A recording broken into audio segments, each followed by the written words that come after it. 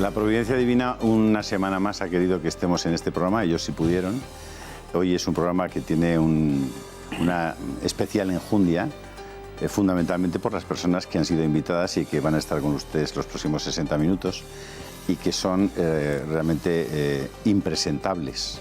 Digo impresentables en el sentido de que no vale la pena que sean presentados, puesto que son personas muy conocidas, muy queridas también en esta casa, y que sin duda alguna, en el caso de Luis María Ansón y en el caso de Luis Herrero, van a estar en la historia del periodismo español del siglo XX y del siglo XXI. Primero quiero saludaros, Luis María Ansón. Buenas noches, bienvenido a Intereconomía. Muy buenas noches y muy buenas noches a todos los espectadores de Intereconomía. Don Luis Herrero. Estaremos a lo mejor en la misma página, pero no en el mismo renglón. Luis María estará en letras más gordas y muy por encima de mí, ¿eh? O sea, eso sabes que no es verdad, porque Luis Herrero es uno de los nombres cumbres de nuestro periodismo y autor de algunos libros que son decisivos. Así que me gusta decir y puntualizar las cosas que queden claras. En todo caso, estamos ante dos periodistas que han creado pues, historia del periodismo y que son profesionales de primera división en este país, que siguen estando en activo y que siguen teniendo los dos una influencia notable en la opinión pública española. Kiko Méndez Monasterio, no es necesario que se lo presente, es el director, nuestro director del diario La Gaceta, habitual en los programas de Intereconomía, y por otra parte no tengo que decir que es un extraordinario literato. Don Kiko. Pues muchas gracias, pero claro, que me pones al lado de Luis María Herrero, uno se va achicando. No, pues hay que tirar para adelante. Este programa trata de desentrañar, de alguna manera, hacer un diagnóstico, en la medida en que sea posible, con dos personas o con tres personas que yo creo que son capaces de analizar seriamente y con rigor lo que ocurre en la realidad española, en la realidad social y en la realidad política española. Y vamos a tratar de desentrañar qué rayos está ocurriendo hoy en España. ¿Por qué los españoles tenemos la percepción de que están pasando cosas que pueden cambiar el futuro de nuestras vidas y la de los que nos van a seguir? Porque están pasando cosas muy importantes. Cosas que afectan a las instituciones, cosas que afectan a la propia manera de ver el mundo, a la antropología más básica, la forma de ver las cuestiones más básicas de la convivencia humana. Y desde ese punto de vista, a mí me gustaría empezar con Luis María Ansón y preguntarle qué está pasando, Luis María, hoy en España, para que la gente tenga la percepción de que están pasando cosas graves. A mí me parece que se puede resumir en una frase: el régimen está agotado. El régimen de la transición, que ha dado 4 décadas de prosperidad y de libertad a España y una situación como no hemos vivido o como no habíamos vivido en siglos, se ha agotado por la torpeza de la clase política y de los partidos políticos, que no han sido capaces de hacer la renovación que exigía el régimen, las reformas que eran necesarias hacer para darle continuidad a la operación de concordia y de conciliación que se consiguió en el año 1976, 77 y 78. En primer lugar eso, por lo tanto tenemos un problema nacional interno, que es el agotamiento de un régimen, que es lo que suele ocurrir con los regímenes. 40 años son muchos años. El canovismo duró 37 y Franco duró 36. Es decir, que los regímenes se terminan si no se reforman a tiempo. Y luego a eso hay que unirle en estos momentos que hemos pasado una crisis internacional de extraordinaria profundidad y de extraordinaria gravedad, y que esa crisis ha afectado también a las naciones importantes de Europa, entre otras razones, por algo que es relativamente parecido. Desde 1945 Europa vive en paz, y eso nos lo recuerda la historia europea, y naturalmente pues todo eso trae consigo que los que están en el poder se quieren mantener, no dejan que los que aspiran a ocupar el poder pues accedan a esos puestos, y el resultado es que se crean unas situaciones de tensión que antiguamente o en siglos pasados se resolvían con una revolución, y las nuevas generaciones pues tomaban el poder con violencia o con cierta violencia, y eso ahora no ocurre y se va por otros caminos. Pero tenemos, por lo tanto, y resumo a la pregunta que me has hecho, una situación nacional muy incómoda. Han sido 40 años extraordinarios, no se ha sabido renovar el régimen de la transición, que fue un espectacular acierto, y después una situación internacional muy incómoda que ha afectado a nuestros vecinos europeos, que tienen situaciones muy parecidas a las nuestras, empezando por Inglaterra, pero también en Francia, también en Grecia, también en Alemania, en otras de las naciones próximas a nosotros, y que, como es lógico, afectan a la política en general y al criterio que se produce en la opinión pública ante la situación que en estos momentos estamos viviendo. Luis. Yo estoy en parte de acuerdo con Luis María, como es evidente, pero a mí me parece que es un pequeño error tratar de interpretar lo que está pasando en España en clave exclusivamente nacional.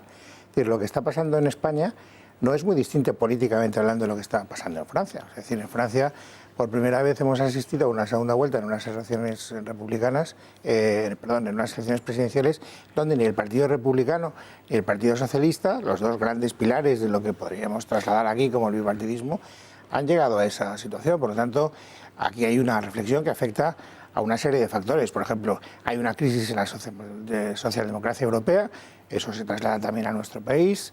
El PSOE no sabe lo que quiere ser de mayor y está en una especie de discusión endogámica que afecta a muchos de los conceptos políticos generales. Los políticos clásicos no son capaces de enfrentarse a una sociedad que demanda unas vías de participación que hasta ahora pues no estaban siendo demandadas. Vivimos en una sociedad mucho más interactiva, mucho más participativa, donde el protagonismo de los ciudadanos no se limita a votar cada 4 meses o cada 4 años. Por lo tanto, estamos en un mundo que está cambiando no solo políticamente, no solo económicamente, también socialmente, también de costumbres. Antes contaba Luis María de broma que él pertenecía a la generación que se quitó el sombrero, nosotros a las que se quitó la corbata y los próximos a los que se quita la chaqueta. Bueno, pues esos cambios hacen que efectivamente varíe mucho. Algunos cambian de chaqueta, pero eso es en todas las generaciones. Sí, eso te iba a decir. Bueno, de chaqueta e incluso de camisa, como sabes. De camisa, sí. Bueno, por lo tanto, no es un fenómeno exclusivo español. Y luego...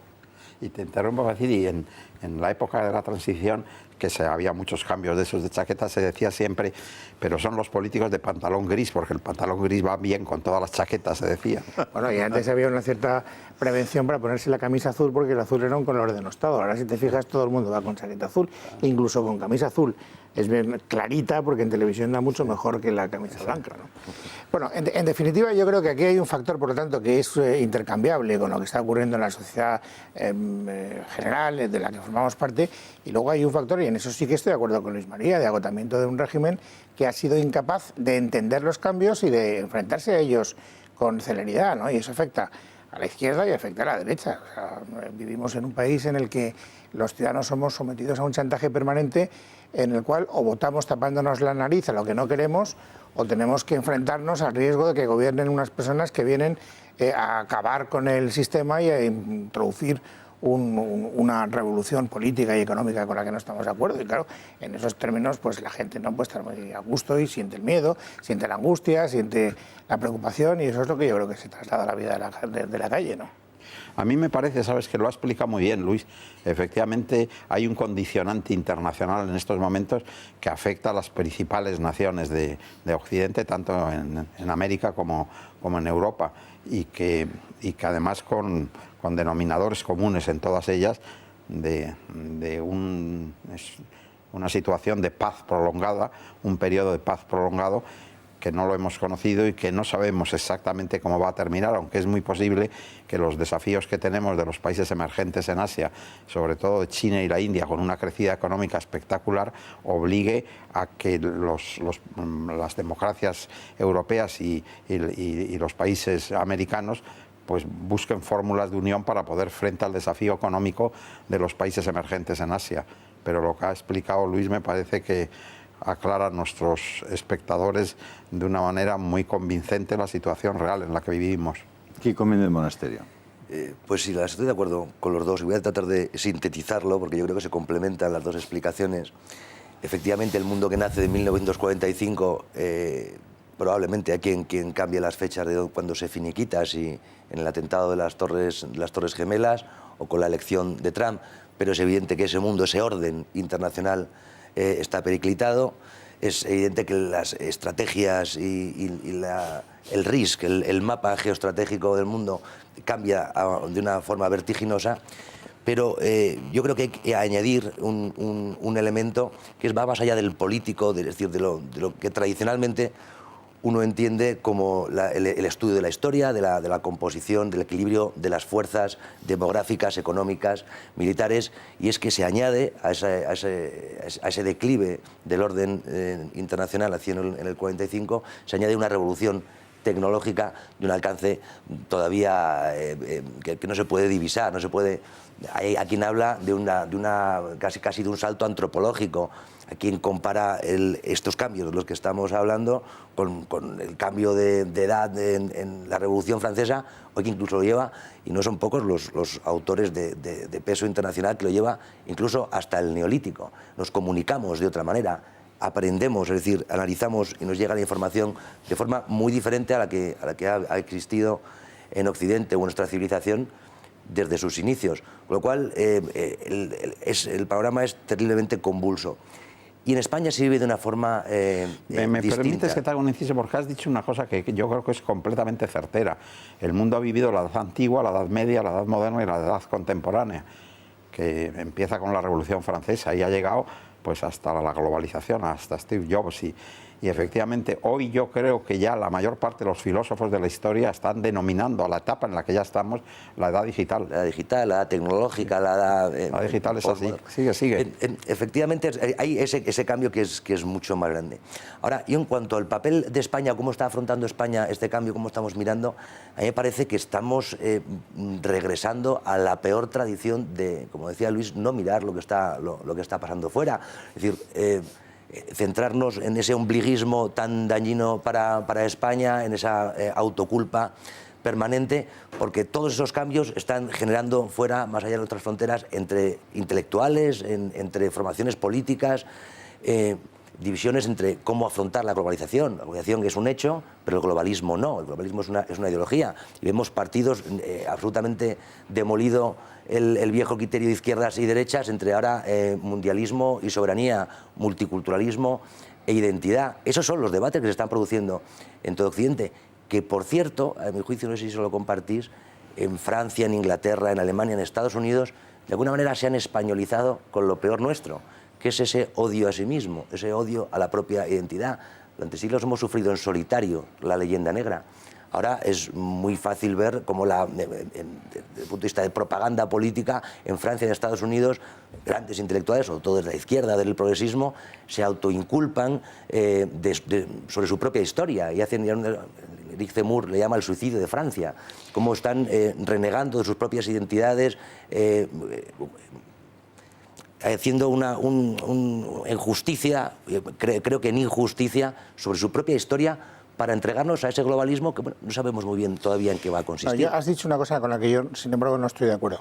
Yo no creo que el debate fuera de España tenga ni más altura, ni más profundidad, ni más perspectiva. Creo que otra cosa, yo no sé si... Yo creo que en España estamos haciendo lo mismo que están haciendo en otros sitios, que es dar palos de ciego, francamente. Es decir, no creo que podamos utilizar como ejemplo algo que haya sabido enfrentarse a esos cambios y a ese agotamiento del sistema. No solo es un sistema político español, es una concepción de lo que es el sistema político, de lo que es lo que ya se ha acuñado con fortuna como el término de la vieja política, la vieja manera de entender la cosa pública.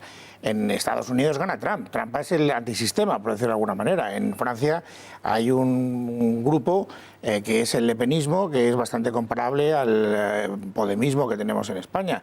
En Grecia no te quiero contar.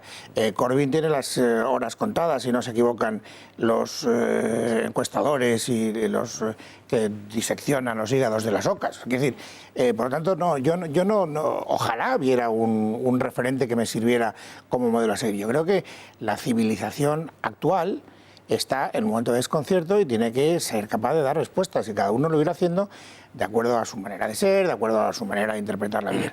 En España, lo que sí que tenemos, ahí sí que te podría dar la razón, es un promedio de talento político y de excelencia política que está por debajo.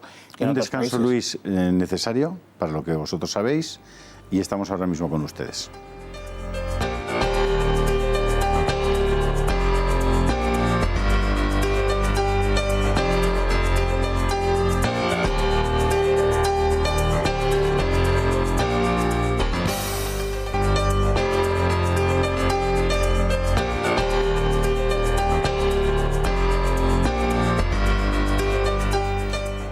Hacía referencia hace unos minutos Luis Herrero a esa victoria de Donald Trump frente al establishment americano. Yo tengo que oponer a esa visión, y lo he dicho con una cierta frecuencia, que me parece que no es exactamente el establishment americano el que ha sido derrotado. Donald Trump se presenta a las elecciones y aparece el primer día cuando las gana, con 200 generales prácticamente sobre la tarima, e inmediatamente se suman, porque ya se habían sumado previamente una cantidad importante de grandes empresarios y ejecutivos de Wall Street que apoyan y que constituyen ahora mismo el gobierno de Trump. No, es difícil entender que el establishment esté lejos de esa situación. El propio Tillerson, hay un dato que probablemente no se conoce, pero que es muy relevante. Cuando tú entras a formar parte del gobierno norteamericano y tienes lo que aquí se llamaría una SICAP, imaginemos en el caso de Tillerson, con 230 o 240 millones de dólares, si tú la aparcas en el momento en que entras en el gobierno y vendes las acciones, lo que consigues es que, puesto que has sido obligado por la ley que te impide tener esas acciones a venderlas, lo que te libras es de pagar las plusvalías que en ese momento se produzcan. Es decir,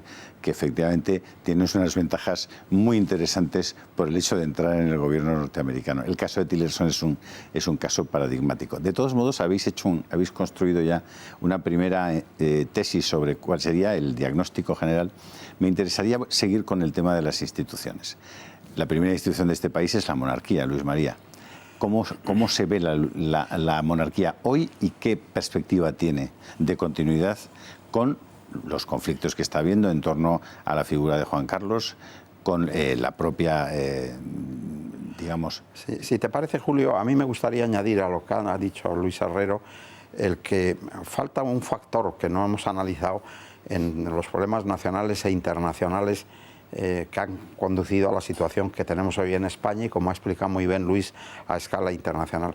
Y yo recuerdo perfectamente una conversación que mantuvo un año antes de que muriera Arnold Toynbee en su casa de Holland Park en Londres, y él me habló abiertamente. Estamos en una tercera guerra mundial no convencional, y me dijo específicamente: es la guerra de la inmigración y del terrorismo.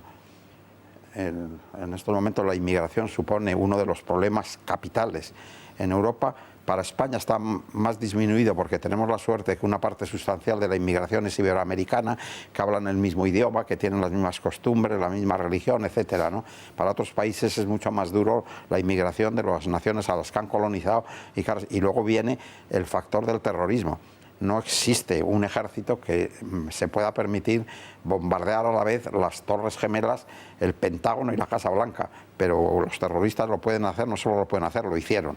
Y eso ha introducido un factor nuevo en las relaciones internacionales y en la situación. Pero ya que me hablas sobre la monarquía, pues vamos a ir a ella. Perdóname, Luis María, pero hace 30, 40 años que se publica The Clash of Civilizations, el libro de Huntington, sí, en el que está ya el embrión de lo que luego hemos podido ver. Es decir, ahí ya el multiculturalismo se pone en cuestión. Eso es así, pero en fin, vamos al tema que planteas, que yo no solo no lo quiero rehuir, sino que me refiero a él con la mayor complacencia. Mira, si tú me preguntas a mí qué prefiero yo, la República Finlandesa o la monarquía de ese sátrapa de Arabia Saudí, pues claro que prefiero la monarquía finlandesa. Pero si yo te pregunto a ti, o seguramente a la mayor parte de nuestros oyentes que prefieren la monarquía noruega, o la República de Mobutu Sese Seko en el Congo, o la de Pinochet en Chile, o la Kim Jong-un en Corea, seguramente me van a contar que prefieren la monarquía. Las monarquías democráticas europeas y asiáticas, en tanto reconocen que la soberanía nacional reside en el pueblo y no en el rey, y que el rey está para el pueblo y no el pueblo para el rey, han creado unos regímenes que objetivamente pues son no solo aceptables, sino en muchos aspectos muy convenientes.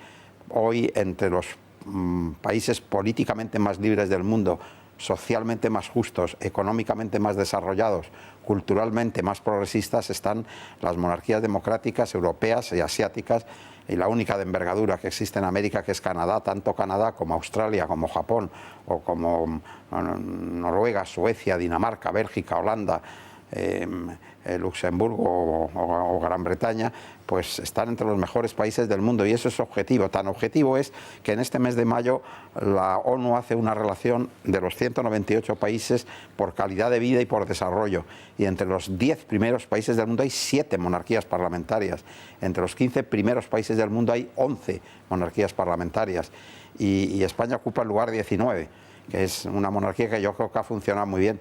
Pero me aceptarás, Luis María, que siendo completamente cierto que tanto el Partido Popular como el Partido Socialista, incluso la izquierda más radical en los últimos 40 años, han coincidido en que la monarquía, sin duda alguna, era una herramienta útil para la paz y la prosperidad en España, la sustitución, como se ha planteado en la primera parte de este debate, de esos partidos por otros que sin duda alguna no coinciden en esa visión y que están más por el cambio de régimen, puede trastocar todo esto. Pero eso no cabe la menor duda, Julio. La monarquía no es, ni es una cosa eterna, y sobre todo si se equivoca y hace las cosas mal, pues será desmontada por quien tiene la soberanía nacional, que es el pueblo español.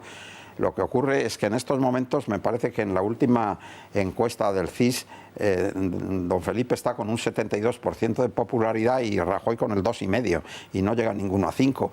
Objetivamente hay que hacerlo como datos objetivos. El último referéndum que se ha hecho en el mundo, monarquía o república, fue en Australia, que fue una cosa que promovió Murdoch porque se había enfadado con la reina.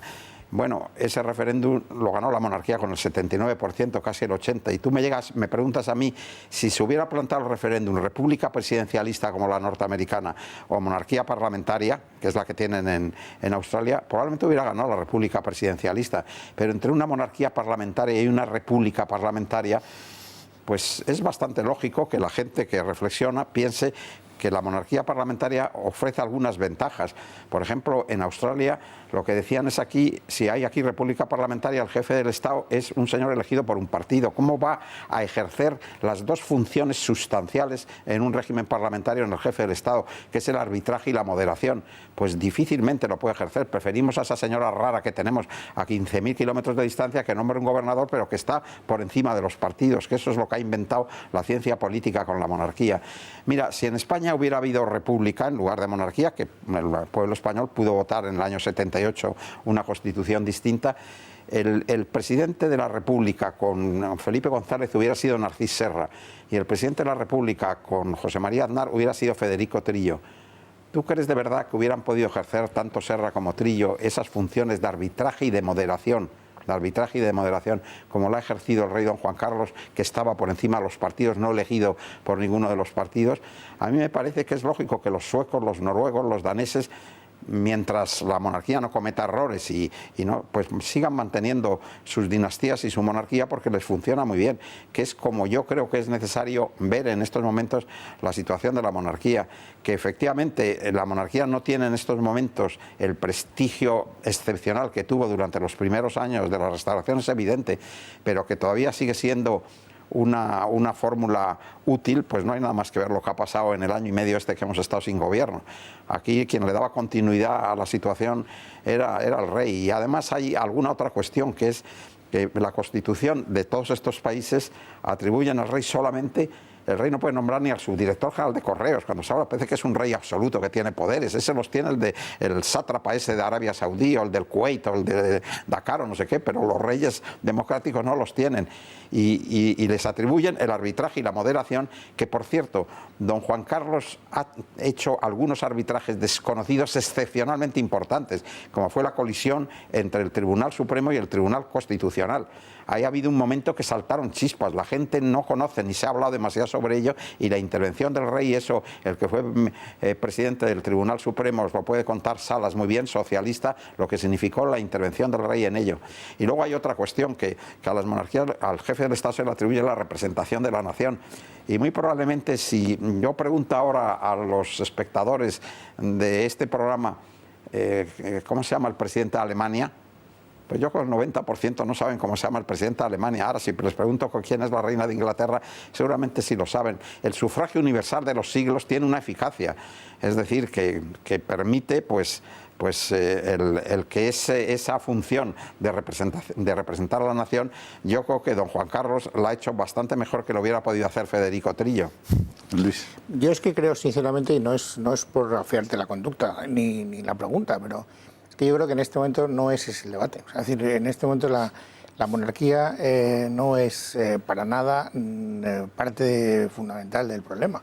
Y en la medida en que no se meta ella misma en líos y no tenga comportamientos que a la gente le pueda molestar, escandalizar, etcétera, este no es la cuestión. Yo creo que el debate se traslada más a cosas como, por ejemplo, si tiene o no tiene futuro la democracia representativa, por ejemplo. Yo sí que veo que hay un debate muy encendido ahora, que entra de lleno en lo que es el modelo de relación entre los dirigentes y las personas que representan la soberanía nacional, que somos todos los ciudadanos. Entra en él, por favor. No, me limito a constatar que ahí hay un debate que se ha puesto muy de moda, que se está poniendo, vuelvo a repetir que tampoco es un debate indígena, o sea, no es un debate exclusivamente español, es un debate que se está produciendo en todos los países. Por ejemplo, las primarias están de moda, estamos a muy pocos días de que haya unas elecciones primarias que no solo pueden cambiar la fisonomía del Partido Socialista, sino la fisonomía de la política española. Y entonces resulta que estamos en manos de 180.000 socialistas. Y dices, bueno, no critico, yo soy bastante partidario en general de las primarias, lo que pasa es que entiendo que las primarias, y vuelvo a repetir, no solo en España, en Francia, Hamon barrió a Valls en las primarias. Y la consecuencia fue el hundimiento absoluto del Partido Socialista francés. Valls ahora ha decretado la muerte del Partido Socialista y ha buscado una salida fuera de lo que es los términos convencionales del socialismo clásico para inventarse a Macron con la ayuda de Hollande y para buscar una supervivencia socialdemócrata en algún lugar de la geografía política francesa que todavía desconocemos porque todavía está el proceso en marcha. A mí me parece que ese es un debate infinitamente más próximo a lo que está pasando que la monarquía. La monarquía queda bien, organiza mucho ruido cuando las personas quieren impugnar el sistema y quieren provocar debates que son bastante efectistas, pues hablan de la monarquía, pero yo no veo que en este momento la monarquía represente ningún problema en España. Eso es evidente, no está en cuestión, eso lo explica muy bien, es así, objetivamente. Yo creo efectivamente que no está en cuestión, no es un debate que está en la calle, pero sí creo que está en un momento clave histórico. Estamos hablando de un mundo que desaparece. Estamos hablando de un mundo que cambia, no que desaparece. El mundo no desaparece, el mundo cambia, evoluciona. Una parte del mundo que desaparece. Desaparece la influencia de la prensa escrita durante 2 siglos. Eso está desapareciendo, Luis. Eso no es una opinión mía. Está desapareciendo. En España es el país, creo, que da menor credibilidad a la prensa de Europa. Por detrás justo está, según un estudio del Instituto Reuters y de la Universidad de Oxford, detrás está Estados Unidos, donde ha pasado lo que ha pasado. Creo que hay un mundo que desaparece, que a mí me parece evidente. Desaparece hasta una forma de hacer literatura, una forma de hacer periodismo, una forma de hacer política o negocios. Llega un tren kilométrico desde China a Londres todos los días. Desaparece una forma de hacer comercio acelerado por los medios. Desaparece una forma de contratar un transporte. Sabéis que ahora el Tribunal de Estrasburgo en los próximos meses va a tener que tomar una decisión clave en relación a Uber, pero al que están pendientes todas las grandes plataformas digitales del mundo, todas las grandes multinacionales, porque depende de si el Tribunal de Estrasburgo considera a Uber como una aplicación en el móvil, con lo cual no se le debe aplicar las regulaciones y las legislaciones de las empresas de transporte. Eso va a tener un efecto en cadena que habla de las redes sociales, de Facebook, si es o no es considerado por los tribunales como un medio de comunicación, de Airbnb, si es o no es un servicio hotelero o es solamente una aplicación de Wallapop, si tiene que pagar impuestos aquí o allí. Es decir, claro que hay un mundo que desaparece, Luis, al menos a mi juicio, y la monarquía va a tener un papel, a mi juicio, muy, muy importante, porque una de las cuestiones, una de las hechos que están en cuestión es el Estado-Nación. El Estado-Nación que nace en Westfalia, que está absolutamente denostado desde las Naciones Unidas hasta en Europa. Recuerdo hace poco publicamos en la Gaceta una conferencia de Solana que no era de ahora, hablaba de que Europa como ese laboratorio, decía textualmente, para una gobernanza mundial. Es decir, se va a cambiar las comunidades políticas, es decir, la soberanía está interpelada. ¿Quién decide y sobre qué territorio? Eso es lo que se está debatiendo, lo que se ha debatido en Francia, eso es lo que se ha debatido en las elecciones americanas, en las austríacas o en el Brexit. Se ha debatido sobre eso. Cuando decía yo antes que España tiene está a la cola de lo que pasa afuera, es que en España eso no se está debatiendo. Entonces, a mi juicio, ese choque en el que se enfrenta la soberanía va a continuar o no. Hay un artículo muy bueno que es Regreso al Estado-Nación, quien defiende que efectivamente sí vamos a continuar con esas delimitaciones geográficas sobre una comunidad política que decide qué leyes son las que se aplican. Pero bueno, el TTIP, los tratados de Asia-Pacífico ya superaban de eso de alguna manera. En todo este embrollo, ¿la monarquía qué papel tiene? Pues la de decidir, no puede convertirse en algo puramente ornamental. Es el símbolo de esa soberanía nacional, como explicaba Luis María. Y va a enfrentarse a su propia... a tener que... no porque reciba ataques, no porque se proponga una república, sino a redefinir su papel en un mundo que está sujeto, a mi juicio, a esa lucha entre soberanía... Lo que estás, perdón, me gustaría, Julio, sí. Es que lo que estás explicando es completamente clave, es que estamos empezando una edad nueva, es la edad digital. Las transformaciones van a ser extraordinariamente profundas y, por ejemplo, una de las cosas que es evidente que el comienzo de la edad digital está dejando completamente claro es que se va a formar grandes entidades supranacionales. En algunos sitios, porque eran más países más pequeños, se ha visto que era imprescindible hacerlo, como es Europa. En otros sitios, como es en América, que tal, tardarán un poco más, pero terminarán haciéndolo. Y efectivamente lo que hay que ver es que cuando del Estado-Nación se pasa a un Estado supranacional, ¿qué papel ocupan las monarquías? Porque las cosas han cambiado extraordinariamente. Muy probablemente las monarquías se reducirán a la representación de una etnia determinada o de una historia determinada, y tendrán, por lo tanto, una representación todavía mucho más simbólica que la tienen ahora. Luis María, como tenemos el tiempo desgraciadamente limitado, dejadme que demos un nuevo paso a algo más concreto, si me permitís. Si sales a la calle en este momento y hablas con cualquier ciudadano español, te dirá, mira, me preocupa el paro, me preocupa la corrupción, me preocupa la justicia, me preocupa Cataluña y me preocupan las pensiones. Seguramente va a hablar de esas 5 cosas, o una parte importante. Primero empezará con las pensiones, dependiendo de sus circunstancias personales. La gente te dirá, bueno, ¿cómo vamos a poder trabajar si resulta que cada vez los robots van a cumplir más tareas y la digitalización va a acabar con un montón de actividades humanas que hoy pueden ser remuneradas y pueden servir de trabajo para las personas? ¿Cómo vamos a poder resolver el tema de las pensiones si efectivamente se produce este hecho? Y vamos a tener que discutir incluso de la posibilidad de una renta universal, cosa que ya se está poniendo sobre la mesa en muchos países del mundo o en algunos países del mundo. Y la gente también te va a decir, oiga, ¿y esto de la justicia cómo está funcionando en España, ¿no? ¿Qué está pasando?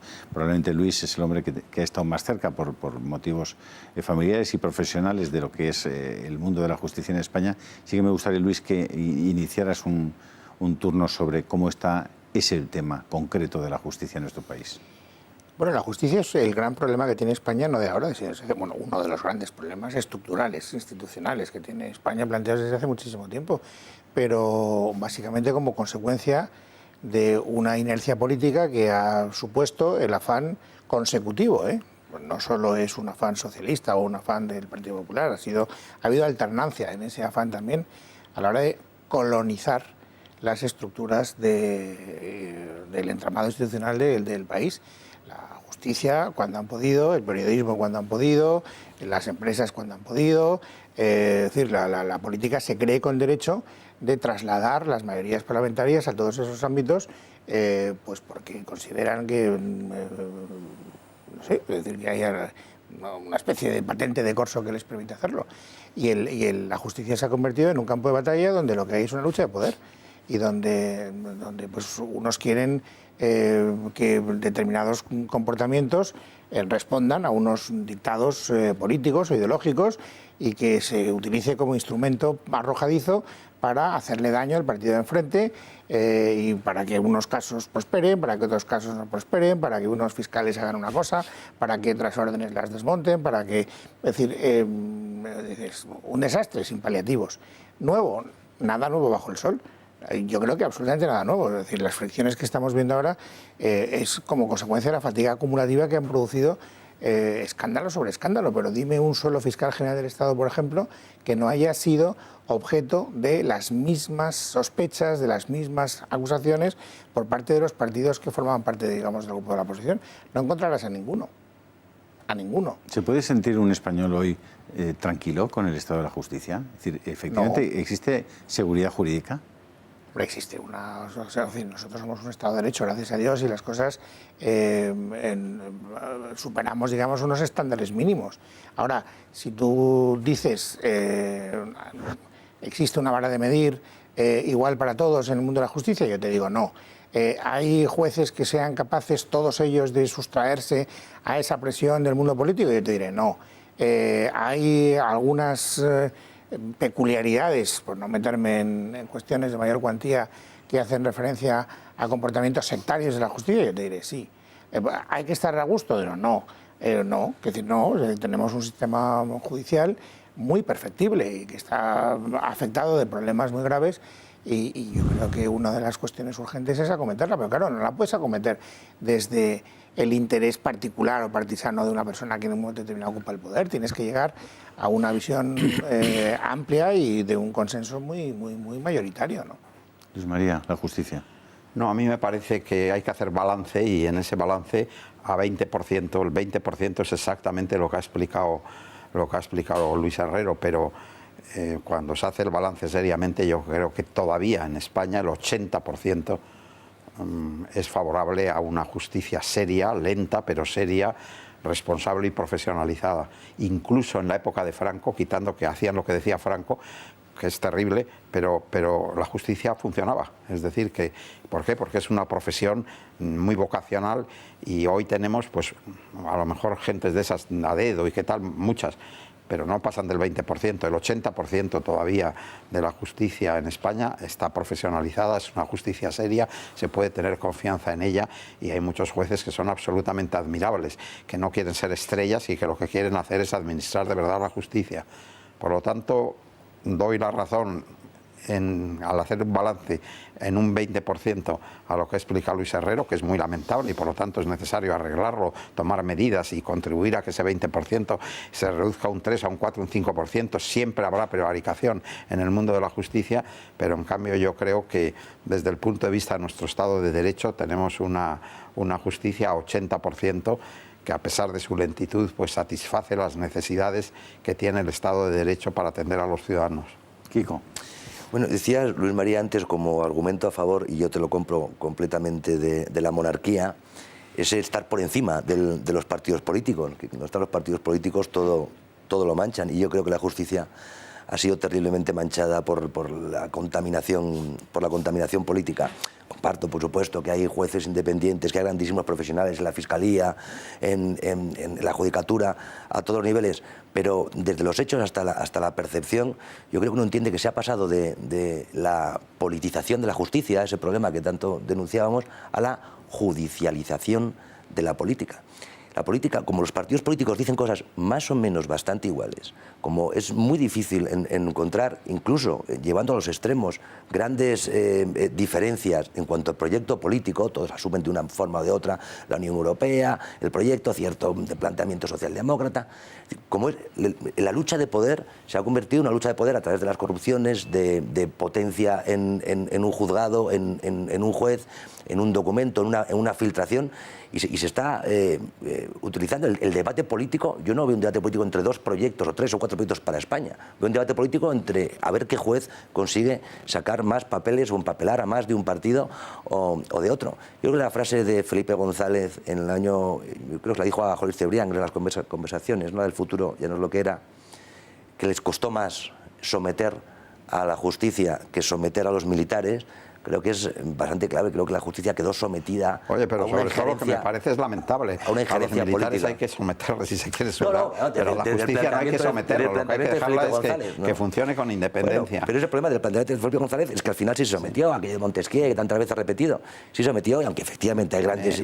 No descarto que tiene razón en muchas de las cosas que tienes, y poniendo las veladuras correspondientes, adelante. Yo creo que hay que hacer balance, es como dice la democracia española. La democracia española pues ha tenido un 30% negativo, pero el balance es positivo a 70%, lo cual es en un régimen político y en una situación tan compleja como fue la salida de una dictadura, pues es altamente positivo. Y con relación a la justicia española, es verdad que se ha judicializado una parte de la política, es verdad que una parte de los políticos han querido someter a la justicia, es verdad que hubo un vicepresidente del gobierno que habló de que habíamos terminado con Montesquieu, pero al final ha ido pasando el tiempo y lo que todavía se ve en España es que el 80%, que es lo que importa, de los profesionales que ejercen la administración de la justicia es gente honrada, es gente capaz, es gente inteligente, es gente bien preparada y por lo tanto podemos estar relativamente satisfechos, no completamente satisfechos de la justicia.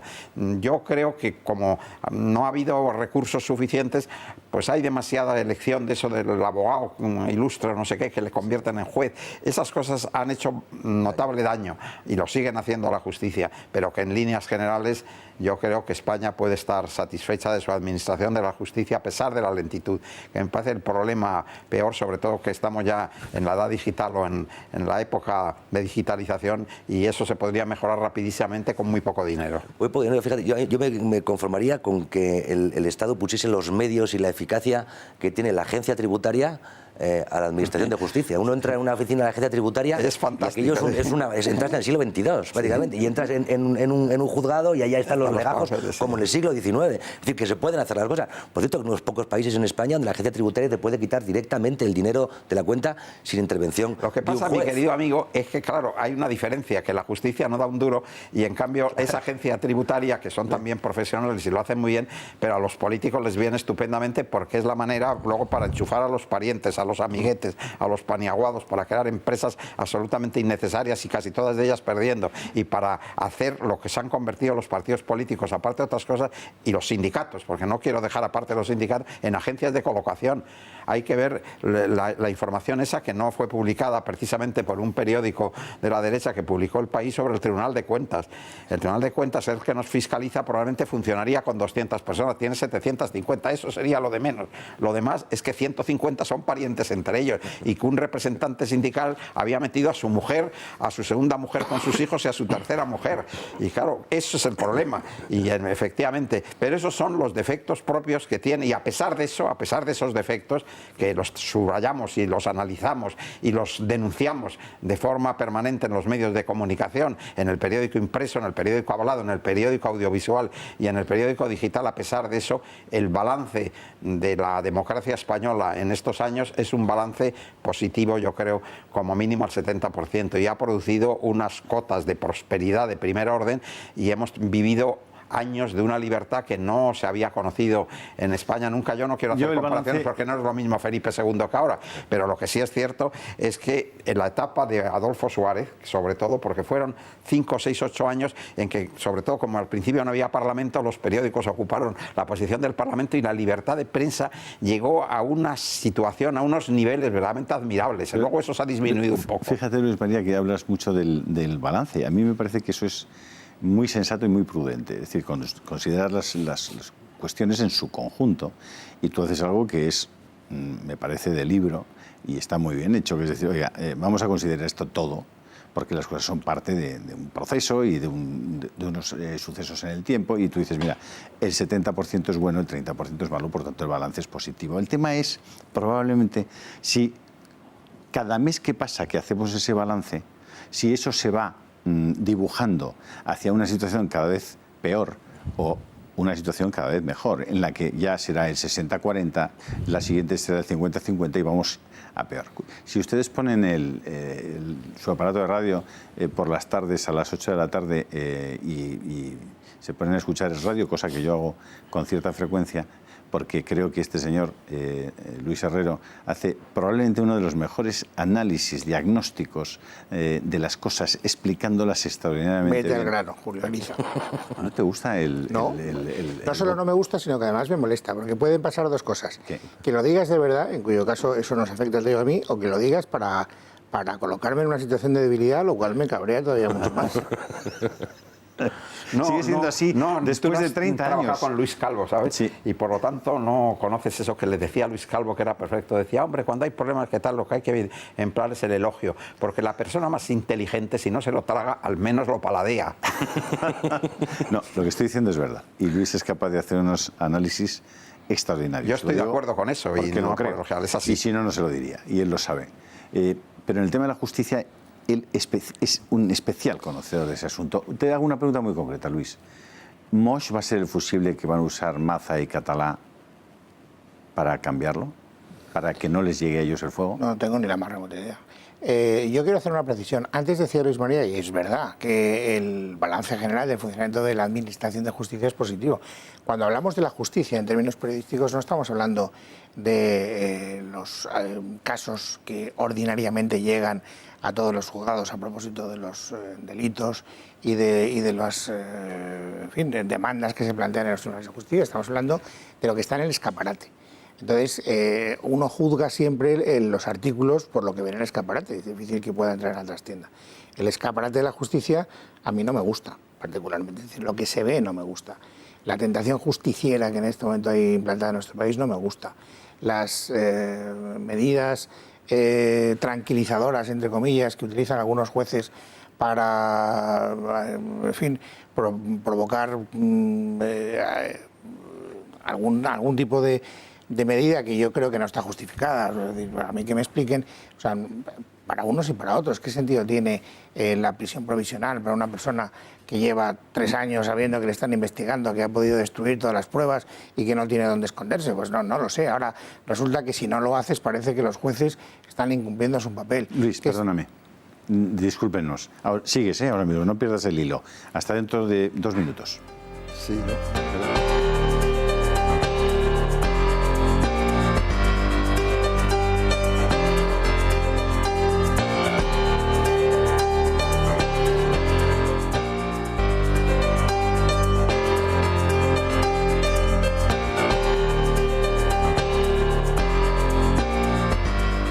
Pues seguimos con Luis Herrero, que estabas por no perder el hilo del escaparate de la justicia. No, en realidad la tesis es muy breve, es decir, que de lo que vemos del comportamiento de los jueces, que son los casos que efectivamente afloran a los grandes titulares porque afectan a personas generalmente vinculadas con la vida pública, no solo con la política, pues son comportamientos que son muy difíciles de entender. No entiendes por qué a una persona que ha cometido un determinado supuesto delictivo le cae una condena y a otra persona que tiene un comportamiento que en teoría parece equivalente le cae otra completamente distinta. O por qué se toman medidas cautelares con unas personas sí y con otras no, porque en unos casos de una manera y en otros casos de otra. Y por qué de repente pues empezamos a saber que se dan órdenes para llevar las investigaciones por un lado o por otro en función de la voluntad o de la querencia o de la preferencia del que manda. Eso es muy difícil de entender y yo siempre he dicho que si la justicia no rebosa sentido común, no es justicia. La justicia tiene que ser entendida por el justiciable y si no lo es, pues algo le pasa, ¿no? No, tienes razón. Las cosas que dice Luis tienen razón. Yo lo que pasa es que hago un análisis más global en el momento de referirme a las instituciones españolas y naturalmente que la Iglesia tiene unos defectos terribles, la monarquía los tiene también, la justicia los tiene y también el gobierno y el Parlamento. Hay que ver el Parlamento. ¿Están aplicando la justicia hoy los medios de comunicación? ¿Son los verdaderos jueces? ¿Son los que quitan y destruyen la percepción yo que creo la gente que pueden tiene, contribuir a ello, pero no podemos atribuir, Julio, a los medios de comunicación un papel superior al que realmente tienen. Es verdad que en fin, que la proliferación de los medios de comunicación y las nuevas tecnologías hacen que lleguen con gran facilidad a sectores de opinión pública a los que antes no se alcanzaba. Pero a mí me parece que los medios de comunicación están cumpliendo su papel en España admirablemente. ¿Tienen hoy el grado de independencia que tenían hace 20 años, Luis María, Luis, Kiko? No, eso a lo mejor de hace 20 años hemos decaído un poco. Nosotros somos los administradores de un derecho ajeno que es la información y el periodista en sus líneas generales, vuelvo a repetir, claro que hay casos que no, está cumpliendo con esa función que tiene en la sociedad, que es administrar el derecho a la información. Después hemos pasado una etapa excepcional de libertad y de independencia que fueron los primeros primeros años de la transición. Eso, como con las demás instituciones, ha ido decayendo también en los medios de comunicación, que se enfrentan además ahora con una renovación de fondo que es la digitalización, que hace que casi todos los medios de comunicación estén en pérdidas. Claro. Hemos pasado de un periodismo potente y económicamente, en fin, esplendoroso, a un periodismo pordiosero. La mayor parte de las empresas periodísticas y de los periodistas están tendiendo la mano para recibir patrocinios, recibir ayudas, recibir subvenciones, recibir una publicidad más o menos forzada para poder vivir. Eso es real, pero claro que es real. Como que cuando hicimos la edición Biblia de ABC para que llegase a los 3 o 4 días a los misioneros en la India, pues eso parecía un milagro que eso se pudiese hacer. Y hoy, pues en la India hay un señor en Calcuta que hace así un clic en su teléfono y está leyendo el periódico antes que lo leamos nosotros aquí. Esa evolución, yo no lo voy a vivir eso, yo creo que hay 10 o 12 años por delante antes de que cristalice el periodismo digital. Todavía hay 10 o 12 años por delante, con expectativas a veces que son complejas o muy complicadas de entender lo que va a pasar. Yo he tenido ocasión de hablar con las gentes que conocen más a fondo la evolución de los medios de comunicación. Yo mismo, pues considero, yo empecé con la composición caliente hasta ahora, y es muy complicado saber cómo van a derivar algunas de las cuestiones, tanto en el periódico impreso como en el periódico hablado, como en el audiovisual o el digital en los próximos años. Tardaremos 10 o 12 o 15 años, pero dentro de 10 o 12 o 15 años, además, se llegará a unas fórmulas por las cuales el periodismo vivirá de dar noticias. Los periódicos volverán a ser económicamente potentes y tendremos una independencia de la que es verdad que ahora carecemos. Ahora, es verdad que ya no existe esa independencia. Yo creo que hay tres conceptos. La rentabilidad. Ya no son rentables los medios de comunicación, como acaba de explicar perfectamente Luis María, y eso afecta a su independencia, a su libertad, y eso afecta a su vez a su credibilidad. Y ese círculo vicioso, en el que, sobre todo desde la gran crisis del año 2008, en el que muchísimos bancos, eso es que muchos candidatos alternativos a este lado o al otro del charco, hablan del dinero, el poder del dinero. Es verdad que muchísimos bancos, gobiernos extranjeros monetarizan las pérdidas de los medios de comunicación y los cooptan, ¿no? Estamos hablando de que Arabia Saudí está dentro en 2015 entra en el Consejo de los Derechos Humanos de la ONU. Hace 2 meses a un delegado al embajador de Arabia Saudí de la ONU le convierten también en presidente del grupo de Naciones Unidas para la defensa de los derechos de la mujer. Es decir, eso cómo pasa, ¿no? También el dinero tremendo que las monarquías teocráticas del Golfo han suministrado en toda Europa, en todo Occidente, en Estados Unidos, va teniendo sus efectos.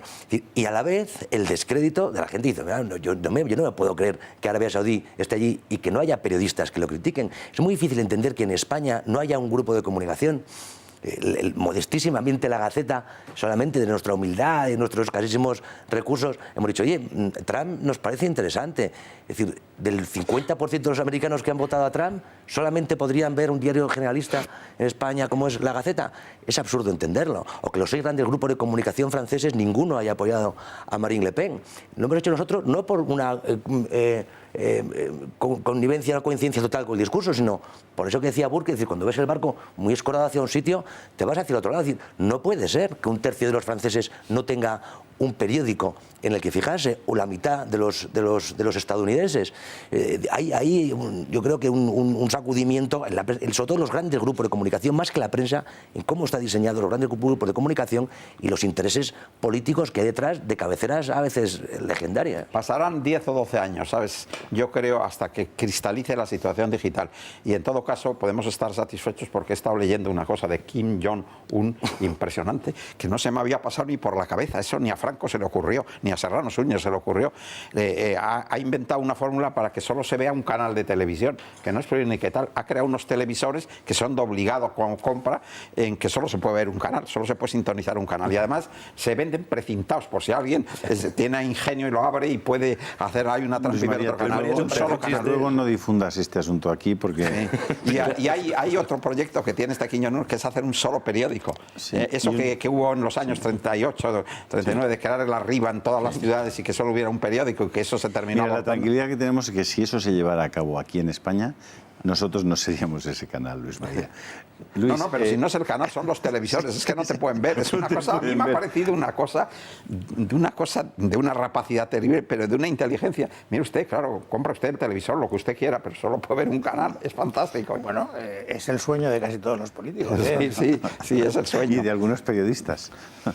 Yo no soy un buen interlocutor para este debate. Yo no soy, primero, soy muy poco corporativista en el tema del periodismo. Creo que los ciudadanos tienen muchísimos motivos para estar muy cabreados con el periodismo que hay en España en general, pero no porque haya malos medios y haya malos periodistas, que los hay espléndidos, sino porque pasa por periodismo muchas cosas que no son periodismo. Es decir, y entonces, bueno, de verdad que prefiero estar callado por prudencia, porque es que diría cosas que habría que explicar mucho para no abrir frentes muy, muy dolorosos, pero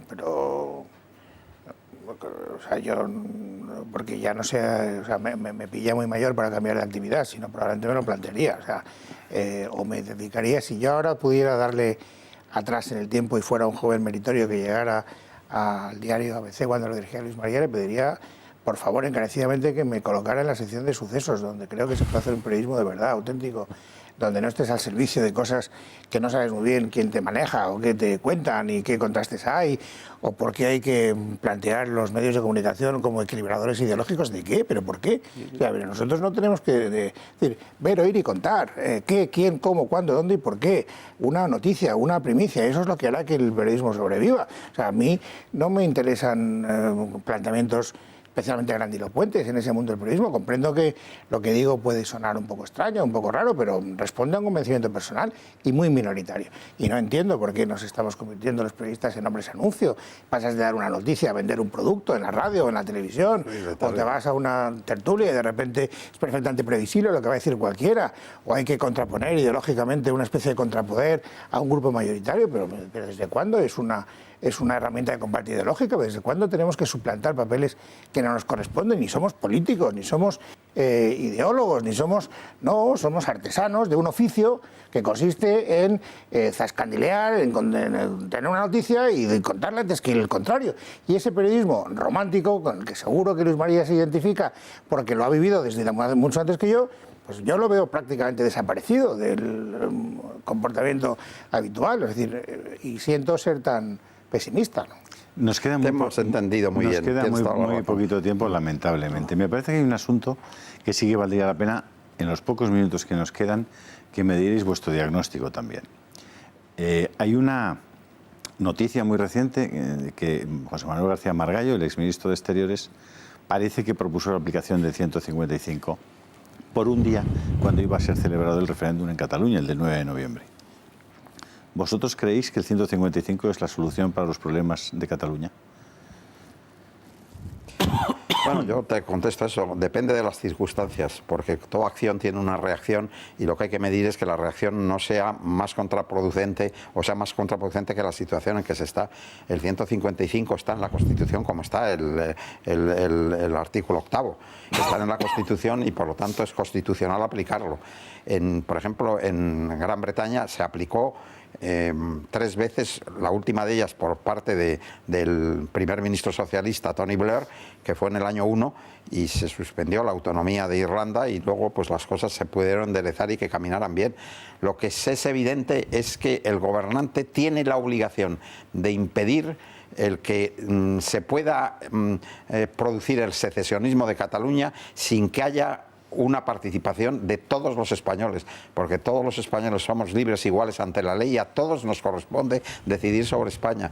Y el artículo 155 es un arma que le da a la Constitución al gobernante para, en el caso de que se haya producido una situación, la que sea, del tipo que sea, en una autonomía, pueda suspender total o parcialmente la autonomía.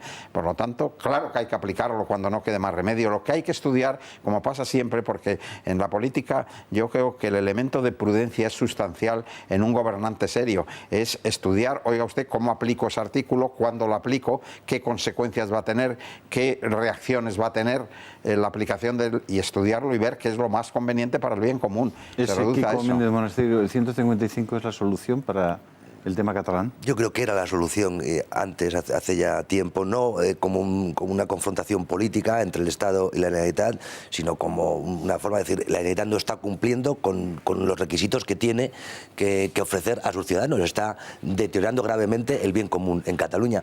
Es decir, habría que quitar el dinero que utilizaban en las embajadas y dárselo a las farmacias a las que no pagaban. Algo como eso, yo creo que ahora ya está rebasado ese límite y la solución no ve otra, de momento, en clave judicial, se hay que aplicar artículos que los del Código Penal a los políticos secesionistas. Don Luis. No, yo creo que no hay otra manera. El artículo 155, de todas maneras, no es un artículo que sea de interpretación unívoca. O sea, el artículo 55 te permite trasladar al Estado central competencias que en principio están transferidas al autonómico. Pero puede ser 1, 2, 3, 10, 23, es decir, en determinados momentos.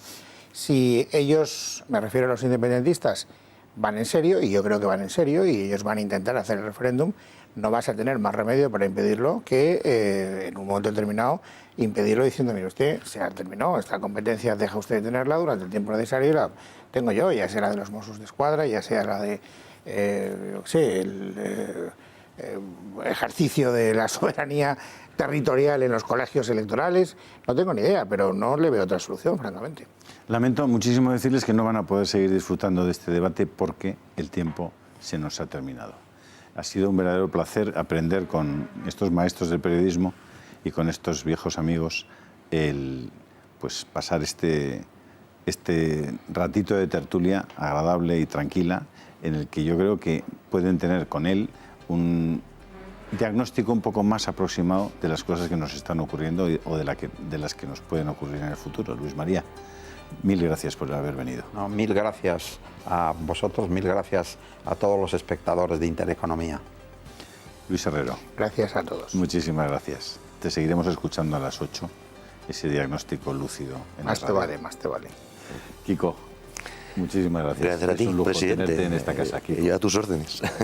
Muchas gracias a todos ustedes. Tú tienes que decirle lo que decía, me parece que eso lo hablaron con Luis María, me parece que era Muñoz Alonso, que le dijo en un momento determinado a un general, Alonso Vega, general, estoy a sus órdenes, pero no a sus opiniones. Pues me lo quedo. Me parece que sí. Muchísimas gracias a todos ustedes y, como siempre, hasta la semana que viene, si Dios quiere.